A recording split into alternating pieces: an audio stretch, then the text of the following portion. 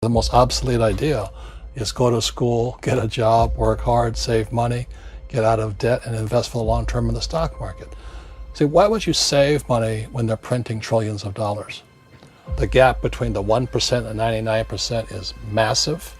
You see, it's not just money. You have to step back and look at the bigger picture. So what do you do? In every one of us is a poor person. There's still a poor person inside me. There's also a middle class person, and the middle class persons want security. They want that steady paycheck. And there's a rich person. And they're all inside of us, except that it's not taught. You're taught to go to school, get a job, and get a paycheck. You're not taught how to get rich. If you read Rich Dad, Poor Dad, my rich dad refused to pay me. He said the paycheck was one of the most damaging things you could take in your life. He says, the moment you take a paycheck, you're an employee, and that's the mindset. So my rich dad never paid me. He drove my poor dad, government employee, nuts. You gotta pay people, you gotta pay people. And rich dad was not saying that the paycheck was bad. He says, you didn't want to be a slave to money. So as an entrepreneur, if rich dad folded, I just started another company. I don't need a paycheck. I don't need anybody to take care of me.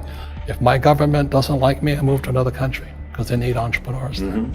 So the entrepreneur is not so much the business. The entrepreneur is really the mindset and the skill sets and the different set of rules. You see, small business does not operate in the same rules as big business. Entrepreneur is a mindset first, a skill set, and rules. And depending upon whether you're an employee or a small business, the rules are different. The mindsets are different. The skill sets are different. If you could say one thing to somebody who's never been an entrepreneur and they're thinking about making the leap of faith into becoming an entrepreneur, what could you tell them? Well, I'll just tell them the same thing that happened to me. My last paycheck, I still remember it clearly. It was one of the worst and the best days of my life. And I was in Puerto Rico. I was working for Xerox, and my boss gave me it wasn't a paycheck, it was a bonus check. I think it was about $30,000, taxable. It's the only problem with that. So I got this check and I went, holy mackerel. You know what I mean? So I was excited, but I was also disturbed. And so this other guy comes up to me, his name was John, and John says to me, he says, you're gonna be back. I said, why? He says, because you're gonna fail. I looked at him and said, look, few expletive words, because that's what he did. He left Xerox, failed, and he came back. And I said, look, you failed and you came back, but I'm gonna fail and I'm never coming back. And that's the attitude. Do you know what I mean? If you say, well, if I fail, I'll go back to mommy and daddy, then that's what you'll do. So if you fail, that's when I became an entrepreneur, because I had no money. I had no money for years. I didn't have a paycheck. But that's what my rich dad encouraged me to do. He says, when you don't have this paycheck, you get hungrier, smarter, and it's a test of your character. Will you become a crook? Will you become dishonest? Will you cheat and steal? Or will you become a better human being? So really, that's the benefit of becoming an entrepreneur, is you really find out who you are when you don't have anything. So you always have to look at the big picture. Too many people look at, well, what's going to happen to me? When you look at the big picture, you're also going to know that when something bad happens, something good's going to happen. But you got to prepare for whatever is coming. If you think next 20 years will be like the last 20 years, you're going to get creamed.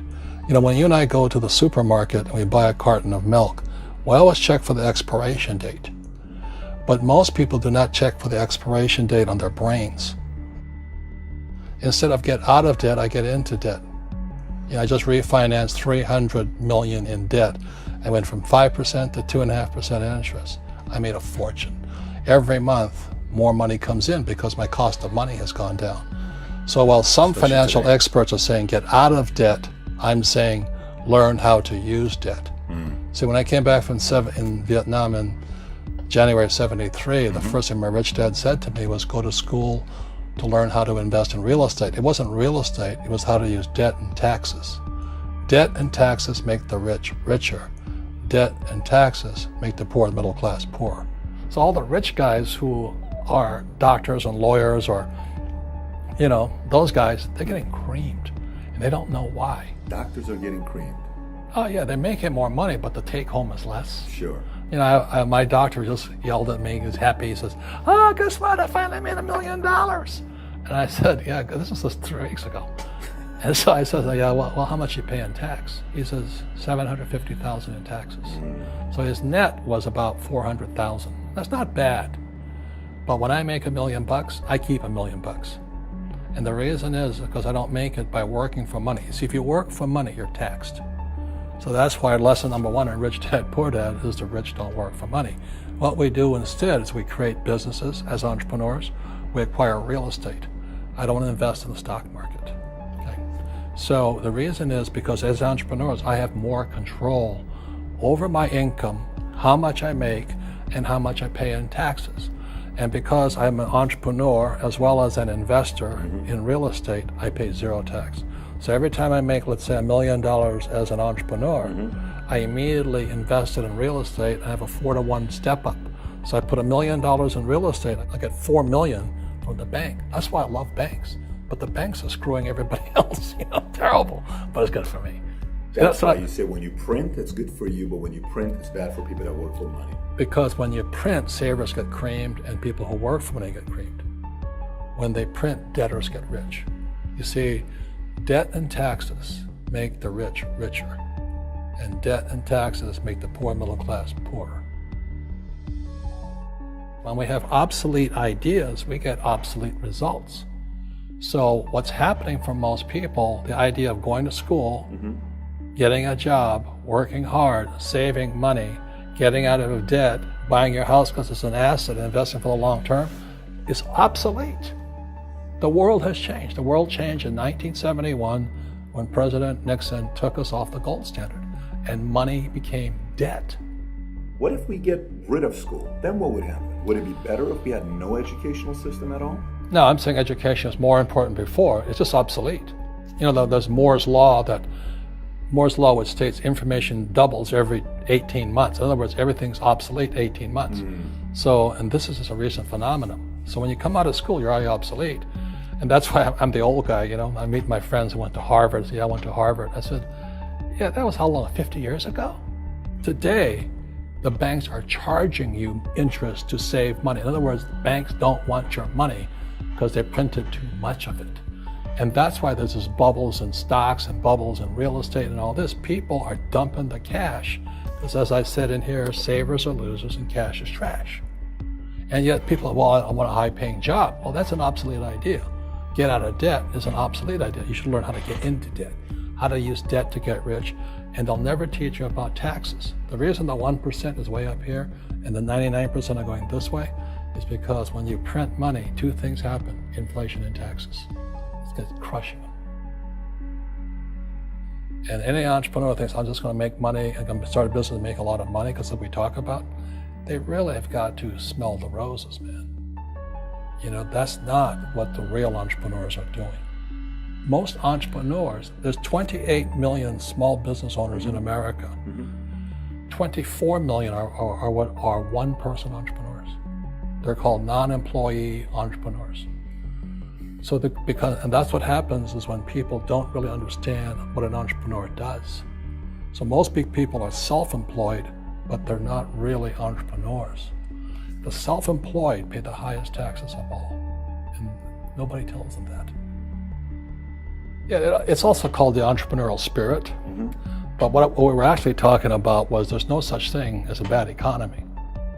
There's the external, you and I, we all have an external economy, but we also have an internal economy. And the willpower is to change our internal economy. So for me, I can see the good and I can see the bad. I don't really give a damn because I'm going to be rich anyway. But a poor person with a poor personal economy, all they're going to see is a bad economy because they don't know how to make money in any economy. And a middle class person, they have a middle class economy. What they want is a nice house, and a steady paycheck, and the job and the car. And so when you take their job away, to them, that's disaster. Well, since an entrepreneur doesn't have a job anyway, it's no big deal. So all I'm saying to people, and it's what Bucky Fuller taught me, is always two sides, you know what I mean? Unity is plural, at minimum two. So if you think the economy is bad, it's because your economy is bad. If you think that steady, employment is important, then you'll see an economy without jobs.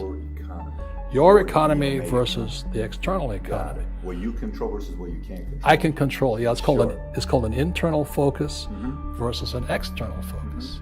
So the real entrepreneur has an internal focus. That if they fall down, they say, "Oh, this is good, because I'm going to go up higher."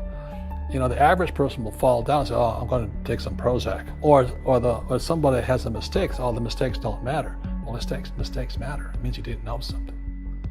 But a real entrepreneur, whether they fall down, they always can go up. They can stand back up and go higher. And no matter what happens to them, they get stronger and better and smarter and happier. But a person with a weak internal mindset is that they're so afraid of what happens, it generally happens. Like, people who are afraid of losing their jobs, they generally lose their jobs. You know what I mean? Yeah, so everything you can comes through you. Yeah, so the entrepreneur first job is to control inside here, not outside there. The moment you take that paycheck, you're an employee. You've got to be stronger than that. It's about inside control.